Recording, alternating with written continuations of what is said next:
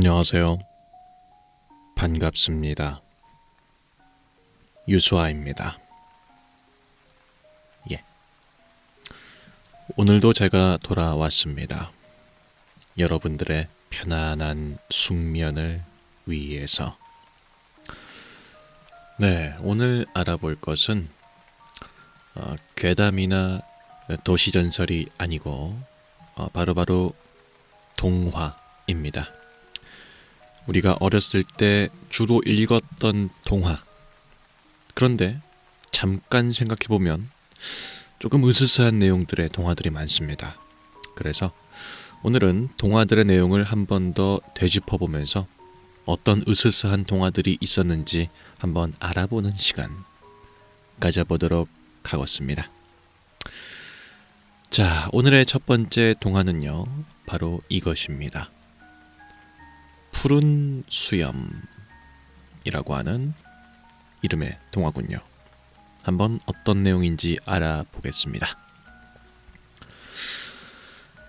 샤를 페로의 동화입니다. 잔혹한 면이 있어서 그다지 동화 같은 이야기는 아닙니다만, 샤를 페로라고 하는 작가가 자녀 교육을 위해서 집필했다고 하니까 일단 동화이긴 합니다. 그 내용은 바로 이것인데요. 옛날에 푸른 수염이라는 별명을 가진 귀족 남성이 살고 있었습니다. 그는 여러 차례 결혼을 했지만 그때마다 아내들이 실종되었던 수상한 인물이었죠.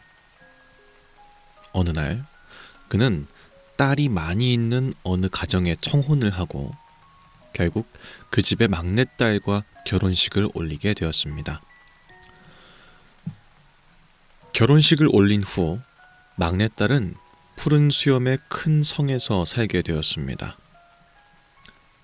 푸른 수염은 이 성의 모든 문을 열 수 있는 열쇠를 주면서 자, 모든 방을 다 열어도 좋지만 지하실 구석의 한 작은 방만은 열지 마시오 라고 했습니다.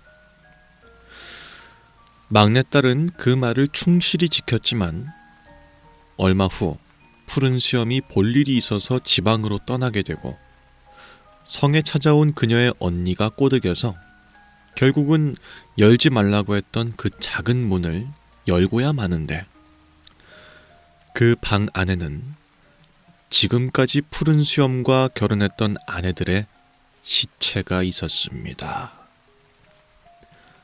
그녀는 두려움에 떨면서 방문을 다시 잠갔지만 방에 들어갈 때 열쇠를 떨어뜨리면서 열쇠에 아내들의 시체에서 흘러나온 피가 묻어 지워지지가 않았습니다.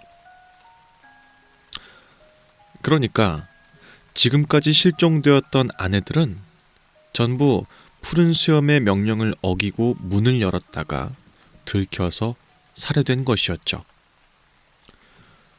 성에 돌아온 푸른 수염은 아내에게 줬던 열쇠에 묻은 피를 보고 그녀가 자신과의 약속을 깼다는 것에 분노하여 그녀를 살해하려 하는데, 바로 죽이지 않고 아내에게 기도할 시간을 주어 마침 방문하기로 했던 그녀의 오빠들이 달려와서 푸른 수염을 무찌르고 여동생을 구출하게 됩니다. 그리고 막내딸은 푸른 수염의 어마어마한 재산을 상속받게 되었습니다. 이 이야기에서는 첫 번째 부인을 왜 살해했는지에 대해서는 원작에서도 명쾌하게 나오지 않았습니다만, 푸른 수염의 원작으로 재해석한 작품들에서는 아라비안 나이트를 오마주했는지 아내의 기만이나 불륜을 원인으로 보고 있습니다. 라고 하는 이야기네요. 이건 뭐 제가 내용을 한 번 더 요약할 필요가 없을 정도로 단번에 다 이해를 하셨을 거라 생각이 들어서 흥미로운데요? 그죠? 아마도 그 남편이라고 하는 사람이 의처증, 그러니까 자신의 반려자를 의심하는 성질을 갖고 있는 사람이었던 것 같아.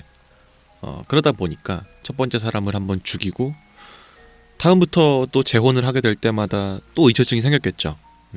그러면은 처음 죽이는 건 힘들었겠지만 앞으로 죽이는 건 아마 쉬웠을 테니 계속해서 그렇게 아내를 바꿔가면서 죽였다 라고 하는 그런 이야기인 건데, 동화치고는 좀 밑도 끝도 없이 잔인한 내용이 아닌가 하는 생각이 들어서 과연 이게 애들이 읽을 만한 이야기인지 잘 모르겠습니다.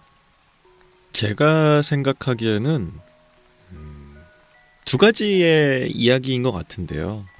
첫 번째는 이제 동화니까 애들이 보기에 옳은 내용은 아니지만 한 가지의 교훈을 주기로 하고 이 글을 썼다면 사람을 완전히 믿지 말라, 이런 내용의 교훈이 들어있는 이야기처럼 보이기도 하거든요.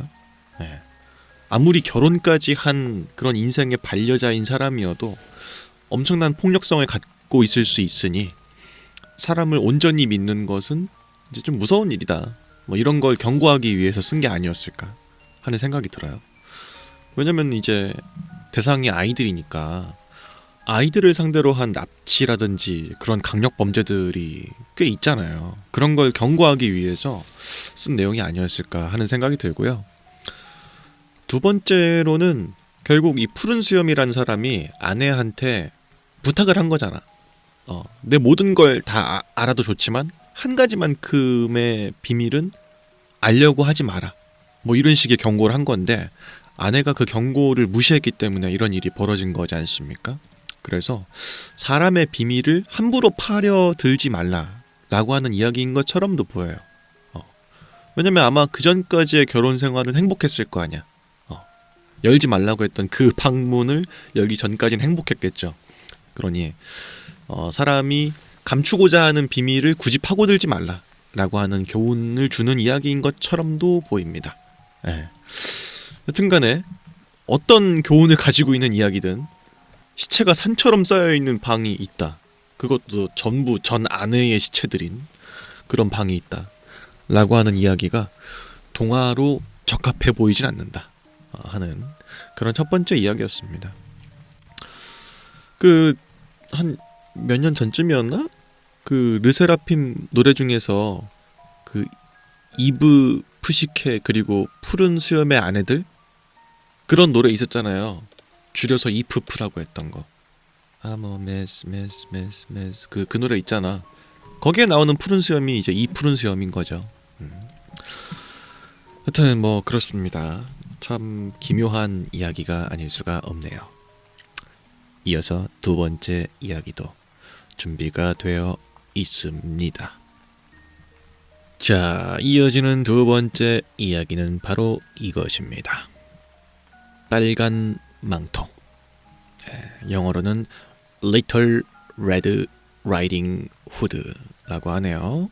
이것도 아까 푸른 수염을 썼던 샤를 페로라고 하는 작가가 쓴 글입니다. 서양의 동화 중 하나로 중세 시절부터 전해진 민담이 하나의 이야기로 정착된 모습을 보여줍니다. 14세기 무렵부터 기원을 찾을 수 있는 오래된 전래 동화인 만큼 결말이 다양합니다. 대한민국에서는 빨간 모자 혹은 빨간 망토라고 번역이 됐는데요. 원래 라이딩 후드라고 하는 것은 여성이 말을 탈 때 입던 고전 의상을 말합니다. 하여튼 뭐 그렇고요. 어떤 내용인지 한번 살펴보도록 하겠습니다. 옛날에 어느 작은 마을에 세상에서 제일 예쁜 소녀가 살고 있었습니다. 소녀의 엄마는 딸을 끔찍하게 사랑했고 소녀의 할머니는 엄마보다도 더 끔찍하게 손녀를 사랑했습니다. 이 할머니는 손녀에게 썩 잘 어울리는 작고 빨간 망토를 만들어 주었는데 어딜 가나 사람들은 손녀를 보고 빨간 망토라고 불렀습니다. 어느 날 소녀의 엄마가 빵을 만들어서 빨간 망토에게 말했습니다. 빨간 망토야, 할머니가 어떻게 계신지 보고 오렴. 편찮으시다고 하니까 이 빵이랑 버터를 갖다 드리고 빨간 망토는 곧바로 다른 마을에 살고 있는 할머니 댁으로 가기 위해서 출발을 했습니다. 숲속을 통과하다가 빨간 망토는 늑대를 만나게 되었는데요. 늑대는 빨간 망토를 덥석 잡아먹고 싶었지만 숲속에 있던 나무꾼들 때문에 그러지 못했습니다. 그래서 늑대는 빨간 망토에게 어디에 가느냐고 물었습니다. 그러자 빨간 망토는 길을 멈추고 늑대의 말을 들어주는 것이 위험하다는 것을 알지 못한 채 늑대에게 말해 주었습니다. 할머니 댁에 가고 있어요. 엄마가 할머니한테 빵이랑 버터를 가져다 드리라고 했거든요. 그러자 늑대가 빨간 망토에게 말했습니다. 할머니가 멀리 살고 계시니? 빨간 망토가 대답했습니다. 네, 저기 아래 보이시죠? 바로 저기 풍차가 있는 마을의 첫 번째 집이에요. 그렇구나. 나도 할머니를 뵈러 가고 싶구나. 나는 이 길로 갈 테니까 너는 저 길로 가렴. 누가 할머니 댁에 빨리 도착하는지 보자꾸나. 늑대가 말했습니다. 그리고는 자신이 아는 길 중에서 제일 빠른 길로 달려가기 시작했습니다. 빨간 망토는 제일 오래 걸리는 길로 가면서 즐겁게 개암을 따기도 하고 나비를 쫓아다니기도 하고 눈앞에 나타나는 들꽃들을 꺾어서 다발을 만들기도 했습니다. 늑대가 할머니의 집에 도착하는 데에는 오래 걸리지 않았습니다.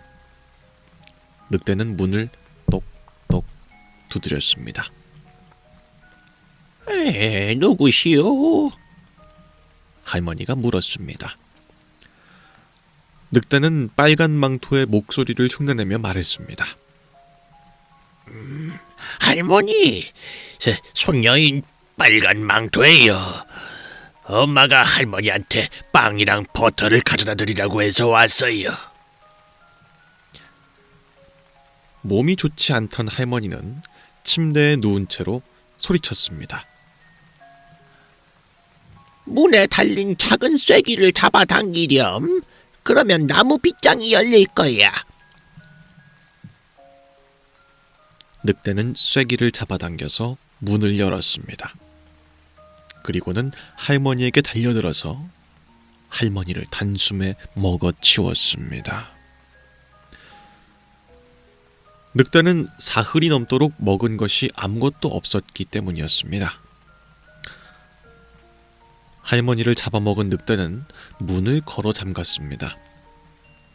그리곤 할머니의 침대 속으로 몸을 숨겼고 20여 분 뒤 빨간 망토가 문을 두드렸습니다. 똑똑 하고 문 두드리는 소리가 났습니다. 늑대가 물었습니다. 누구시오? 빨간 망토는 늑대의 걸걸한 목소리가 들려오자 두려움을 느꼈습니다. 하지만 할머니가 감기에 걸려서 목이 쉬었다고 생각했습니다. 할머니, 손녀인 빨간 망토예요. 엄마가 할머니한테 빵이랑 버터를 가져다 드리라고 해서 왔어요. 늑대는 할머니의 목소리로 조금 누그러뜨려서 외쳤습니다. 문에 달린 작은 쐐기를 잡아당기렴. 그러면 나무 빗장이 열릴 거야. 빨간 망토는 쐐기를 잡아당겨서 문을 열었습니다. 빨간 망토가 들어오는 것을 보고 있던 늑대는 침대 시트 속으로 몸을 숨기면서 말했습니다. 빵이랑 버터 단지를 뒤주 위에 올려놓고 이리 와서 나와 함께 누렴. 빨간 망토는 외투를 벗고 침대로 가면서 할머니가 옷을 벗은 채 있는 것을 보고는 깜짝 놀랐습니다. 빨간 망토는 할머니에게 물었습니다. 할머니, 팔이 왜 이렇게 커요? 늑대가 대답했습니다. 얘야, 그건 너를 잘 안아주기 위해서란다. 할머니, 근데 다리는 왜 그렇게 큰데요? 얘야, 그건 잘 달리기 위해서란다. 할머니, 귀는 왜 그렇게 커요? 얘야, 그건 잘 듣기 위해서란다. 할머니, 눈은 왜 그렇게 커요? 얘야, 그건 잘 보기 위해서란다. 할머니, 이빨들은 왜 그렇게 큰데요? 얘야, 그건 너를 잡아먹기 위해서지. 이 말을 하면서 사나운 늑대는 빨간 망토에게 달려들어 소녀를 먹어치웠습니다. 자, 이게 빨간 망토의 내용입니다. 주인공인 빨간 망토가 할머니께 병문안을 가다가 늑대를 만나게 됐고요. 늑대가 할머니 댁으로 앞질러 가면서 자신이 소녀인 척 문을 열어달라고 말하고 할머니를 잡아먹습니다. 그런 다음에 늑대는 침대에 누워서 할머니인 척을 했고요. 마침내 찾아오게 된 소녀까지 잡아먹어 버리게 됐습니다. 샤를 페로의 민담집에 나오는 옛날 이야기와 교훈에서 빨간 망토의 이야기는 여기가 결말입니다.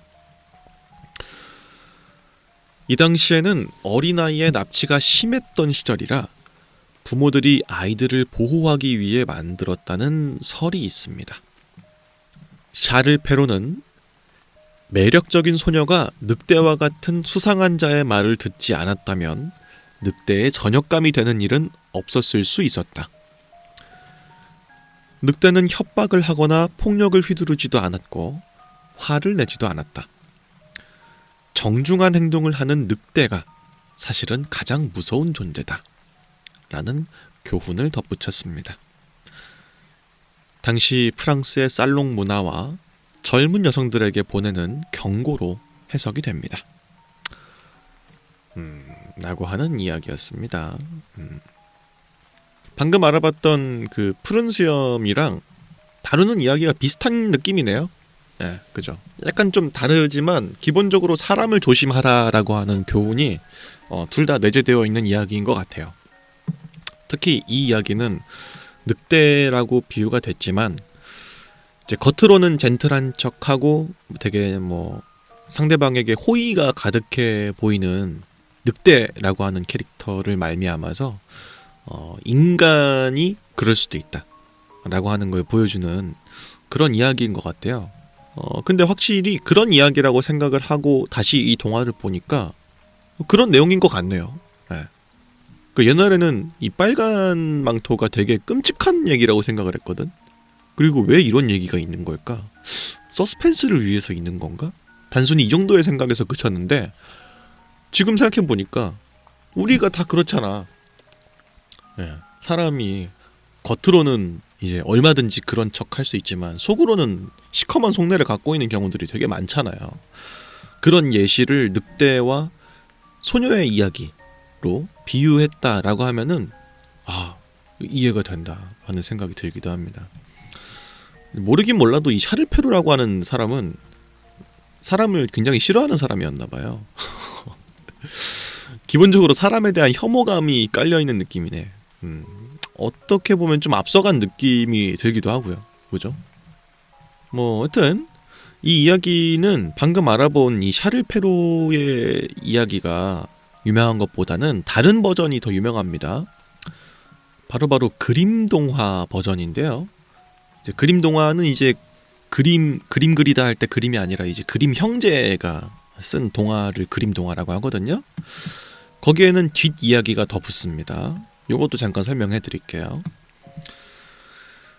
그렇게 빨간 망토까지 잡아먹은 늑대가 배부름에 침대에 누워서 골아 떨어지게 됐는데, 지나가던 사냥꾼이 누군가가 코 고는 소리를 듣고 할머니의 집에 들어와 봤다가 늑대의 배를 갈라서 할머니와 소녀를 구합니다. 그 후에 늑대의 배를 갈라서 할머니와 소녀 대신에 돌을 가득 넣은 후에 다시 배를 꼬맸는데요. 잠에서 깬 늑대가 물을 마시기 위해서 우물가에 갔다가 우물에 빠져서 익사하게 됩니다. 사냥꾼은 좋아라 늑대의 가죽을 벗겨갔고요. 할머니는 소녀가 가져온 빵과 버터를 맛있게 먹었습니다.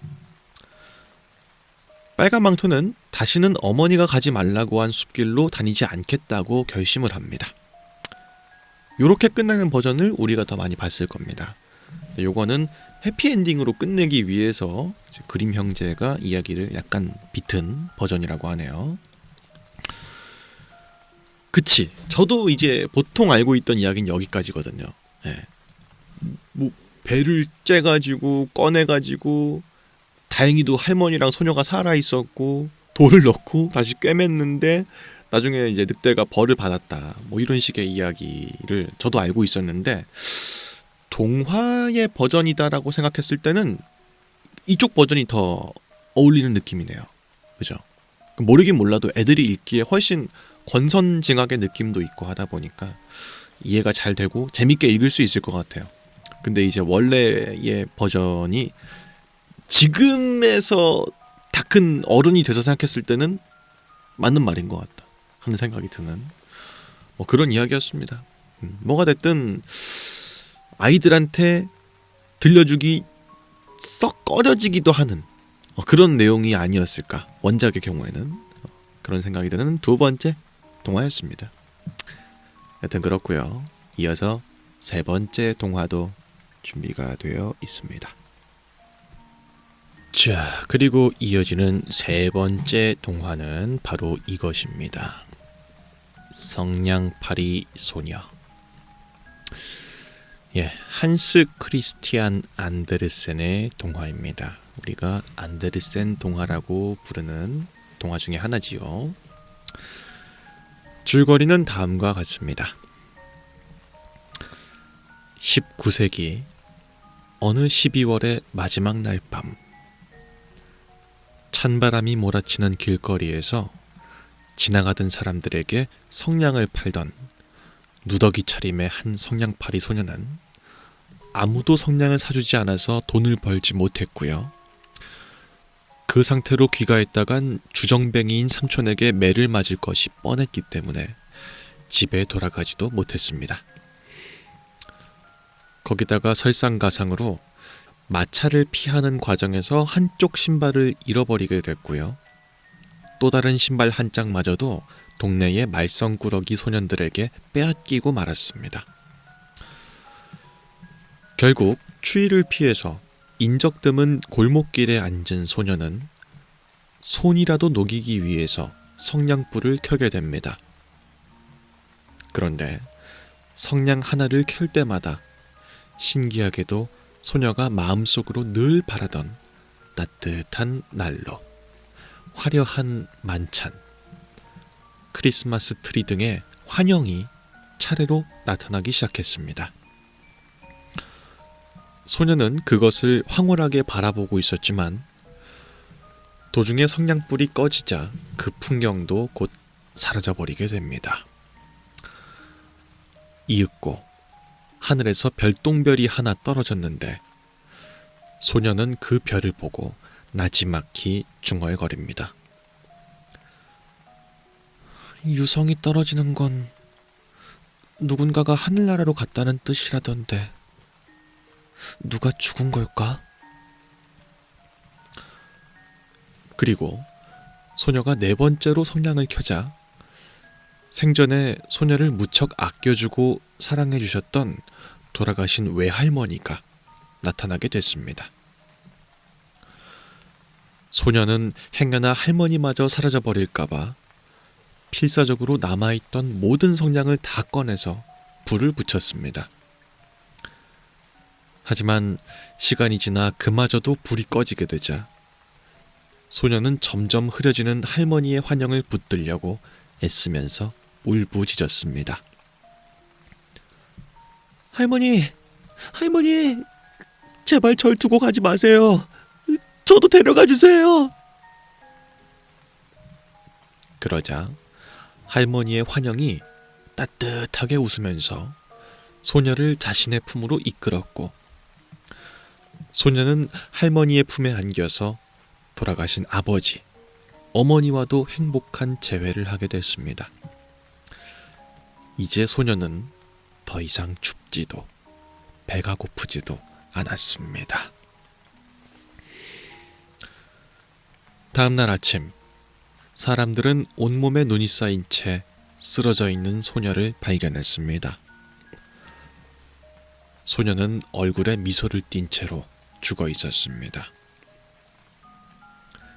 그리고 그 주변에는 소녀가 몸을 녹이려고 했던 성냥이 다 탄 채로 흩어져 있어서 모두들 안타까워했고, 어제 저녁 성냥을 사지 않고 소녀를 무시한 자신들의 과거를 후회했지만 이미 어쩔 수가 없었고요.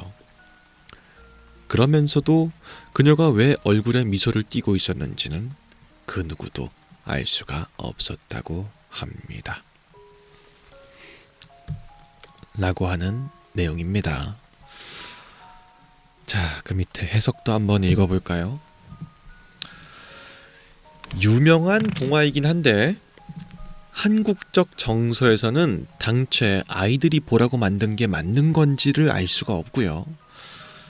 어린이들을 위한 교훈이나 권선징악적인 요소가 거의 없고 그냥 어둡고 비참하기만 합니다.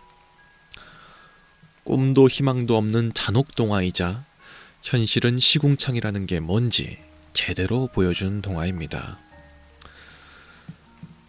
주인공인 소녀의 상황을 봤을 때 집에는 폭력을 휘두르고 있는 알코올 의존증의 삼촌이 기다리고 있습니다.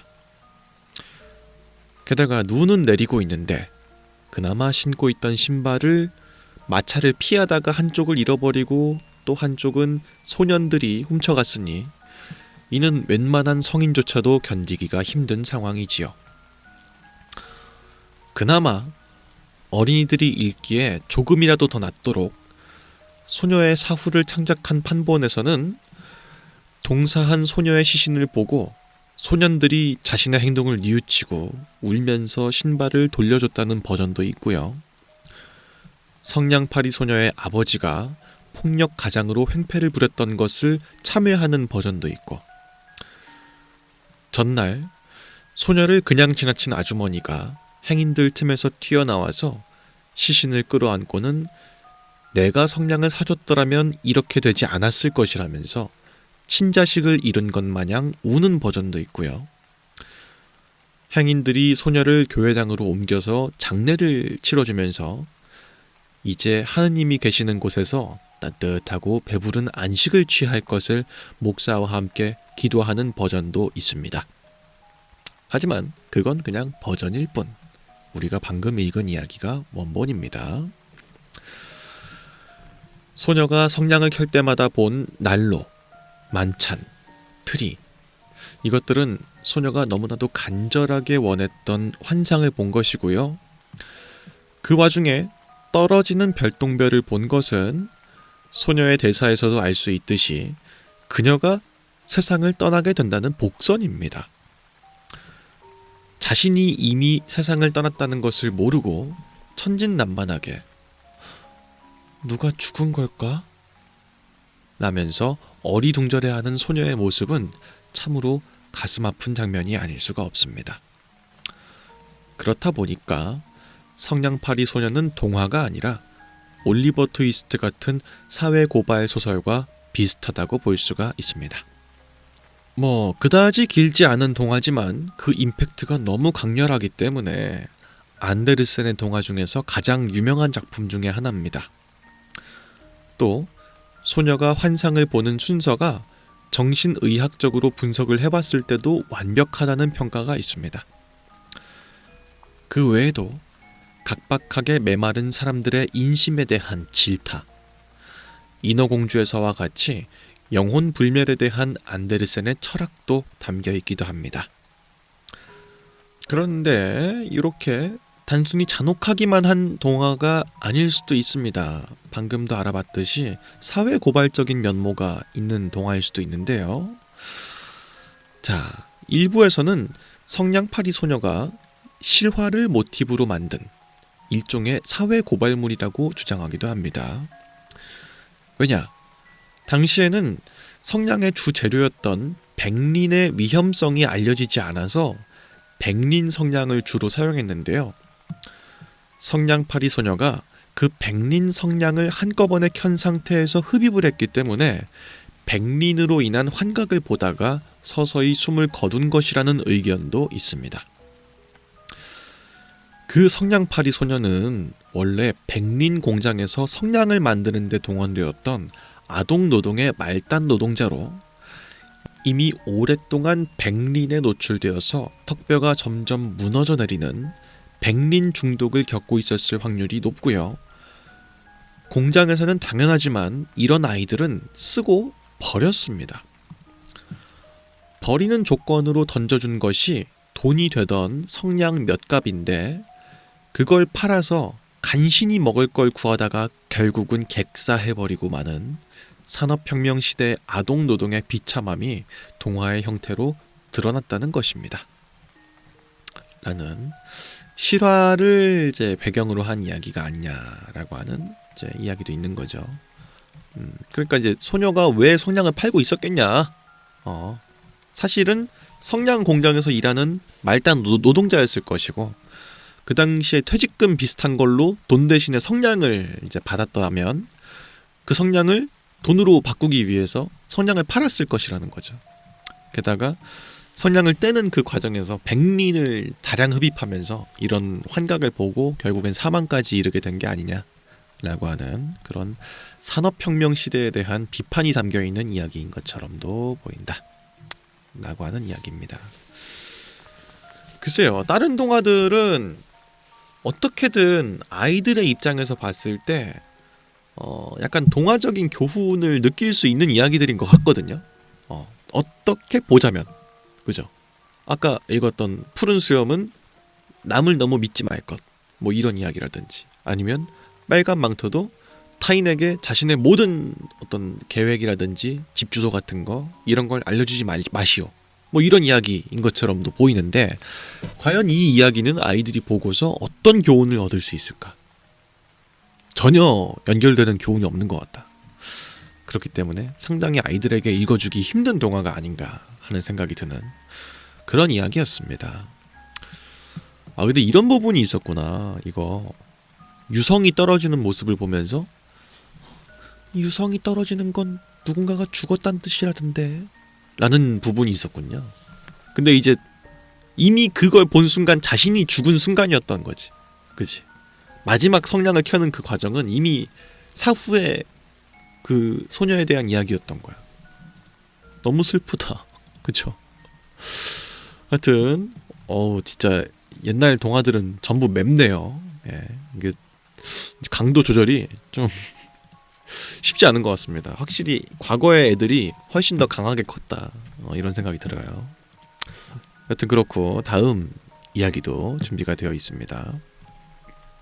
자, 다음 이야기는 이제 고트죠, 고트.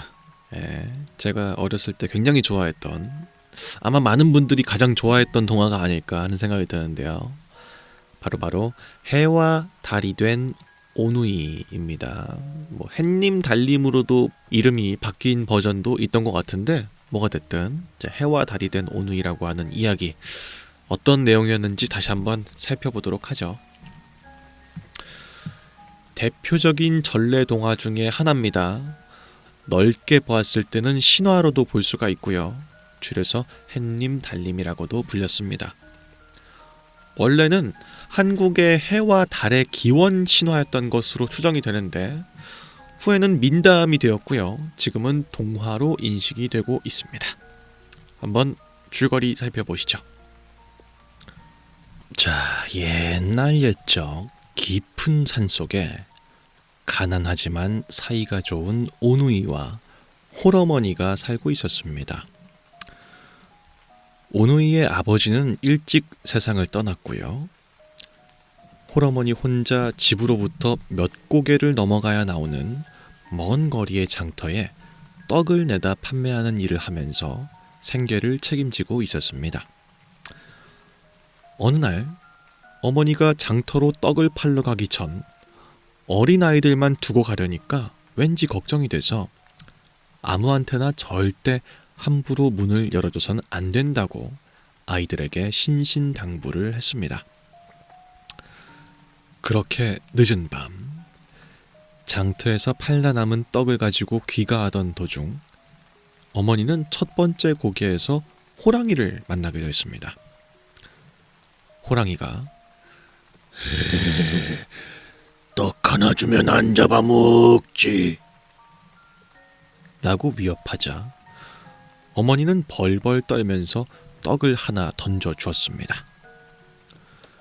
그 떡을 받아먹고 순순히 물러선 줄 알았지만 호랑이는 어머니가 고개를 하나하나 넘을 때마다 계속해서 똑같이 나타나서 똑같은 얘기를 반복하며 떡을 하나 둘씩 계속해서 뺏어 먹다가 결국 어머니까지 잡아먹었습니다.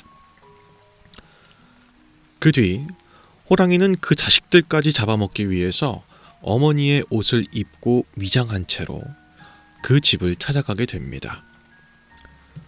아직 어린 여동생은 어머니가 온 줄 알고 기뻐하면서 바로 문을 열려고 했지만 판단력이 좋았던 오빠는 여동생을 제지한 후 목소리를 내서 어머니인 것을 증명해보라고 말했습니다.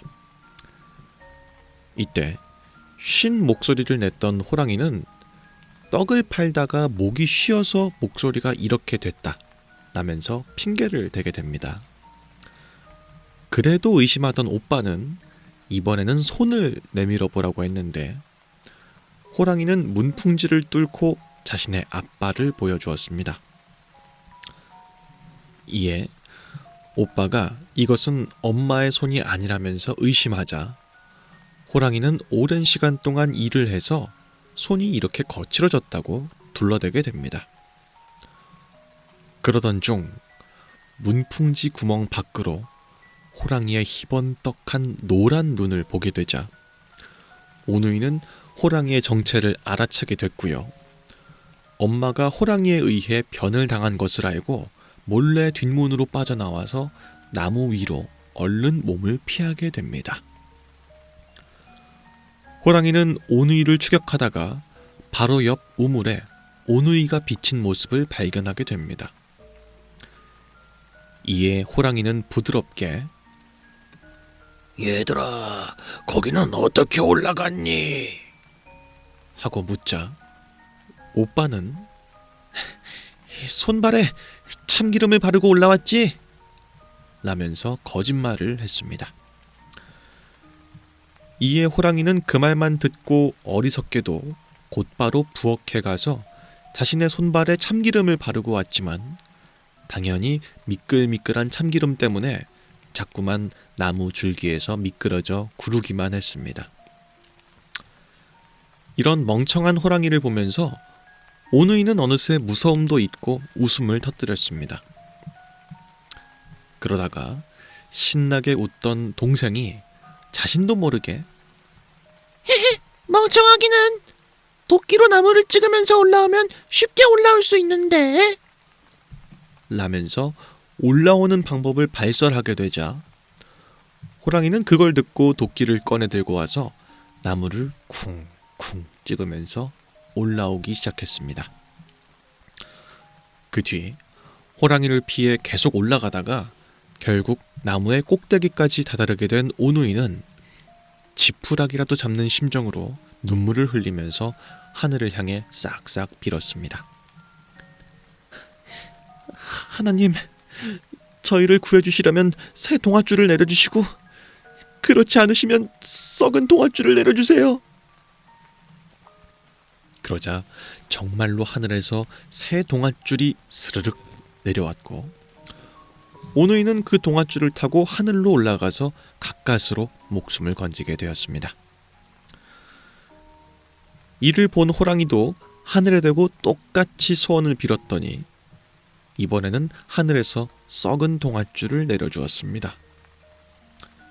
그걸 모른 호랑이는 하늘로 올라가다가 결국 동아줄이 끊어지면서 추락사를 하게 됩니다. 이때 하늘에서 떨어진 호랑이의 피가 배어서 수수밭의 수수가 붉게 변했다고 합니다. 그 뒤 하늘로 올라간 오누이는 각각 동생이 달님, 오빠가 햇님이 되었는데 아직 어린 동생은 어두운 밤을 무서워해서 하나님께 위치를 좀 바꿔달라고 사정사정한 끝에 결국은 오빠가 달님이 됐고 동생은 햇님이 되게 되었습니다. 또한 동생은 수줍음이 많고 소심하고 내성적인 성격 탓에 사람들이 자신을 볼 때마다 제대로 보지 못하게 밝은 빛을 내리쬐게 됐고요. 그 뒤부터 사람들은 해를 보면 몹시 눈이 부시게 되었다고 합니다. 라는 내용의 동화였습니다. 네, 뭐 아주 익숙하죠. 그렇죠? 저는 개인적으로 국내 동화 중에서 고트라고 생각합니다. 예. 이 특히나 서스펜스 대단합니다. 예, 그죠? 거의 뭐 할리우드 블록버스터급이야. 어머니가 처음에 떡을 던져주면서 호랑이를 잘 회유하다가 결국엔 잡아먹히고 그 호랑이가 어머니의 옷을 갈아입고서는 집으로 가가지고 이제 자기가 막 어머니인 척하면서 안 들키게 하려고 막 갖은 수를 쓰고 이런 장면들, 그리고 참기름을 바르면 올라오기 쉽지 이러면서 거짓말을 해서 해소가 잘 됐나 하다가도 동생이 그 틈을 타고 들어와서 트롤링을 하면서 도끼를 찍고 결국은 올라오게 되는 이 모든 빌드업과 과정들이 서스펜스 투성입니다. 네. 그래서 거의 저는 동양판 히치콕이 아닌가 하는 생각이 들 정도로 굉장한 작품이 아닌가 하는 생각이 드는데요. 결국은 이제 뭐 해피엔딩으로 끝나게 되는 뭐 그런 이야기죠. 뭐 하여튼 이렇게 유명한 네임드 동화다 보니까 여러 가지 바리에이션들이 있는데요. 한번 좀 알아볼까요? 동화의 판본 중에는요, 어머니가 호랑이에게 떡을 하나씩 주다가 떡이 다 떨어지자 자신의 팔 한 짝, 다리 한 짝씩을 내주면서 몇 고개를 더 넘는 상상만 해도 끔찍한 버전도 있습니다. 이 버전의 경우 나중에는 팔다리를 다 내어주고 몸통만 남아서, 심지어는 몸통까지 내어주고 아예 머리만 남아서 집을 향해 떼굴떼굴 굴러가는 그로테스크한 전개도 존재합니다. 그리고 이 부분은 현실적으로 말이 안 되기도 하고 또 너무 잔인해서 그런지 광복 이후 어린이용 책으로 개작되면서 삭제된 경우들이 많습니다. 계몽사라고 하는 출판사의 어린이 한국 동화에서도 이런 식으로 묘사가 됐습니다. 이어령 작가님 있죠? 이분의 경우에도 자신의 책 흙 속에 저 바람 속에에서 어린 시절에는 이 판본의 동화를 읽었기 때문에 트라우마를 겪은 적이 있다고도 언급을 한 적이 있습니다. 또한 오누이가 탈출에 실패해서 호랑이에게 잡아먹히는 판본도 존재합니다. 이후 호랑이에게 신체의 일부를 각각 잃은 어머니가 간신히 집에 도착을 했는데 그 호랑이가 나타나서 아이들은 진작에 잡아먹었다고 말하자 어머니의 피가 흘러 넘치더니 강과 계곡, 산을 핏빛으로 물들였다고 하는 내용도 있습니다. 그 뒤 오누이를 불쌍하게 여긴 하나님이 두 아이의 영혼을 거두어서 각각 해와 달로 만들어 주었다는 스토리.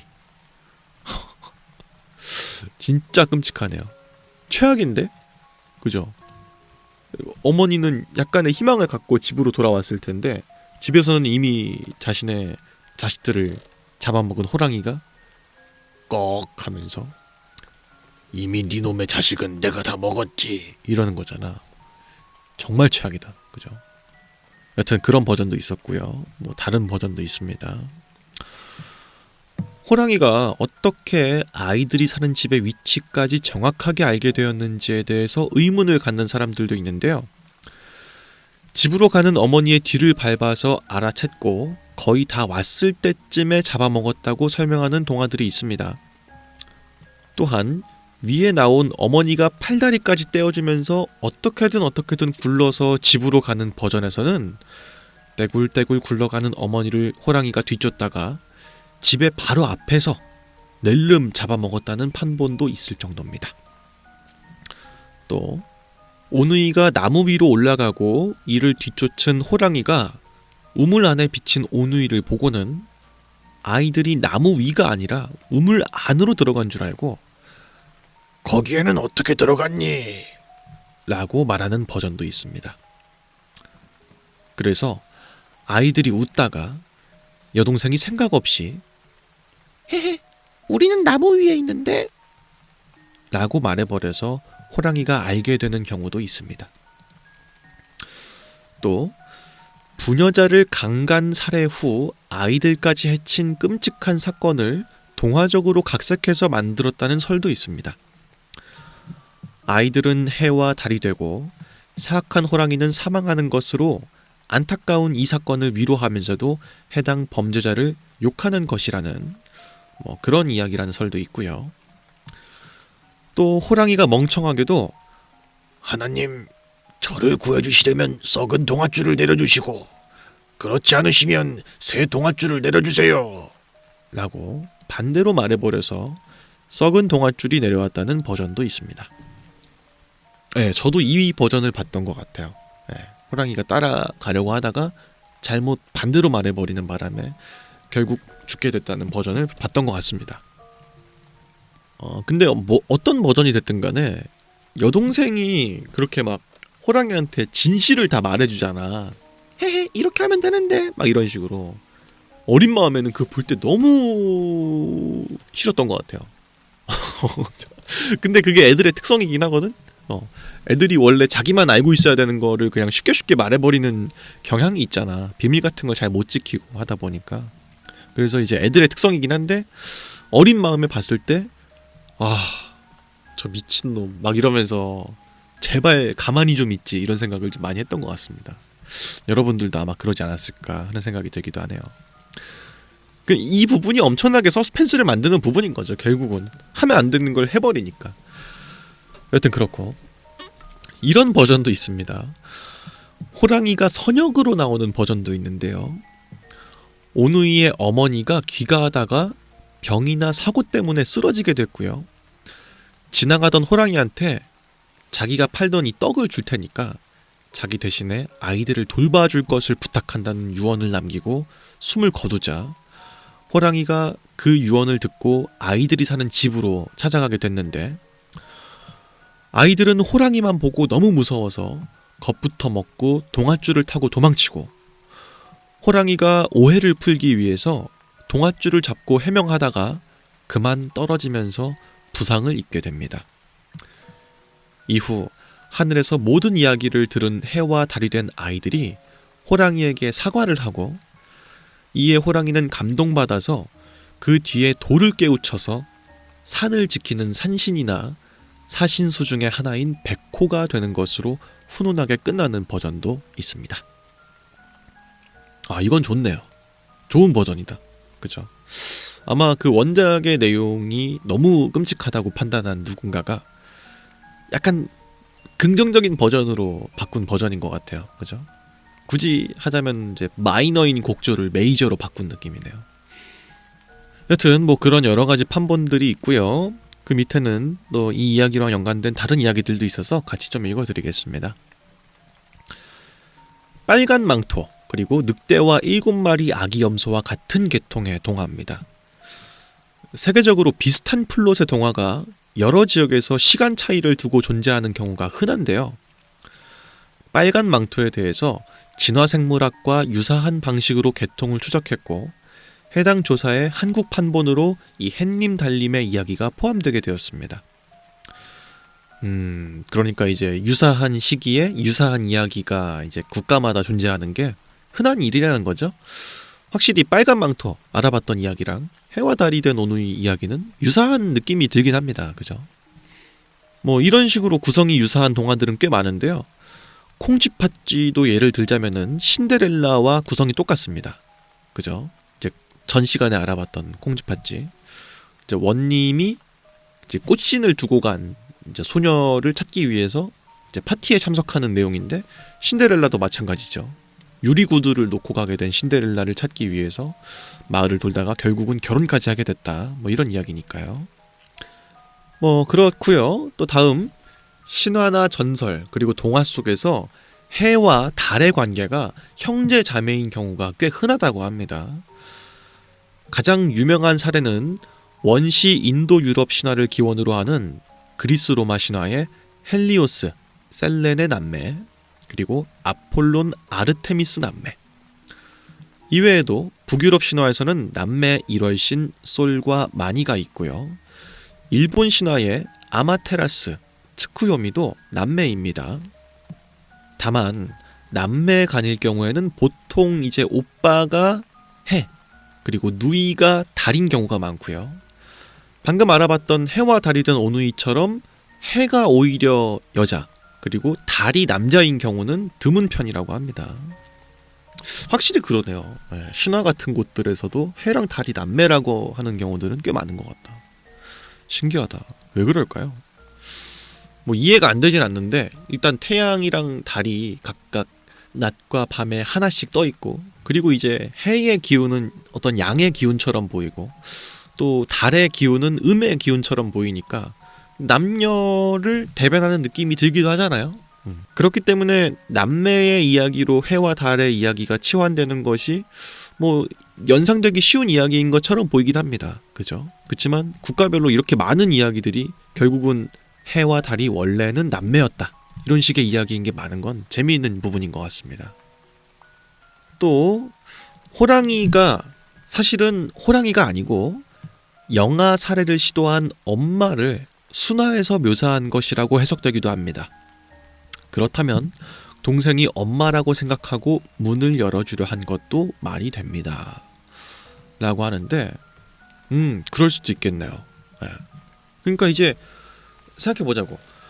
이제 아버지는 이제 일찍이 여의게 됐고, 이제 오누이랑 이제 홀어머니만 살고 있었는데, 이 홀어머니의 생활이 좀 어렵냐고요.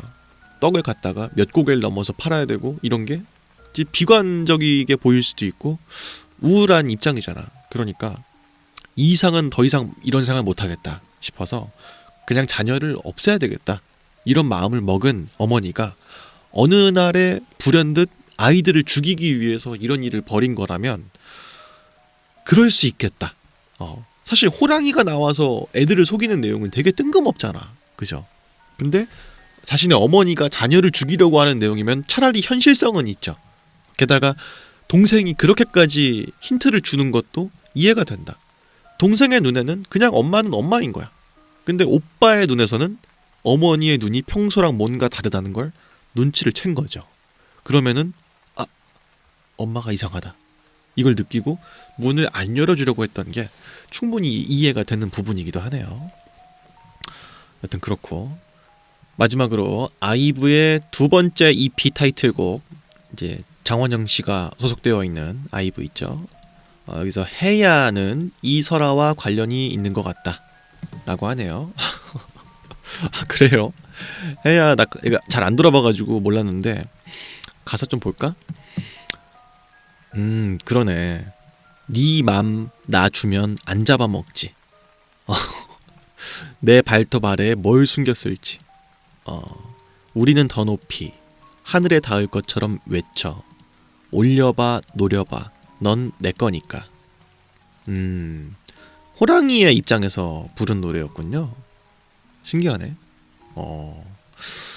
사실 이제 아이돌 노래들은 그냥 이제 댄스를 감상하거나 혹은 이제 그 리듬이나 음율에 더 집중하다 보니까 어떤 내용이었는지 잘 몰랐는데, 생각해보니까 이런 부분들이 해와 달이 된 오누이의 내용과 유사하네요. 하여튼 뭐 그런 이야기였습니다. 예, 참으로 으스스하고 기괴하고 어렸을 땐 주로 즐겨 들었지만 어른이 된 다음에 다시 들어보니까 상당히 기괴한 동화가 아닐 수가 없는 그런 동화들이었습니다. 다음에도 또 동서양을 막론하고 아이들이 읽기에 적합하지 않은 것 같은 동화들을 여러분들에게 다시 한번 소개해드리는 그런 시간으로 저는 또 돌아오도록 하겠습니다. 지금까지 저는 유서였습니다. 그러면 다음 시간에 또 뵙죠.